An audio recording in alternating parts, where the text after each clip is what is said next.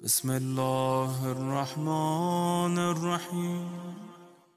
بنی اسرائیل کے ہاں ایک پہاڑ تھا جسے وہ بڑی عظمت والا سمجھتے تھے اور اس کا بڑا عزت و احترام کرتے تھے، اور اگر کسی بات کا فیصلہ کرتے وقت قسم کھانے کی نوبت آتی تو اس پہاڑ پر چڑھ کر قسم کھاتے اور پھر ہر کوئی اس کے فیصلے کو قبول کر لیتا۔ اس شہر میں ایک حسین اور خوبصورت عورت رہتی تھی اور اس کا ایک جوان سے ناجائز تعلق تھا۔ عورت نے اس جوان کو اپنے گھر بلانا شروع کر دیا اور اپنی جنسی تسکین پوری کرنے لگی۔ اس کے شوہر کو اس پر شک ہو گیا۔ بیوی سے کہا کہ مجھے شک ہے کہ میری غیر موجودگی میں کوئی تمہارے پاس آتا ہے۔ عورت نے انکار کر دیا۔ شوہر نے کہا اگر تو سچی ہے تو وہ مقدس پہاڑ پر چڑھ کر قسم کھا کہ تیرا کسی شخص سے کوئی ناجائز تعلق نہیں ہے۔ عورت نے کہا ٹھیک ہے، میں مقدس پہاڑ پر چڑھ کر قسم کھانے کے لیے تیار ہوں۔ ادھر اس نے اس نوجوان سے کہہ دیا کہ کل تم پہاڑ کے نیچے ایک گدھا لے کر کھڑے رہنا، میں اور میرا شوہر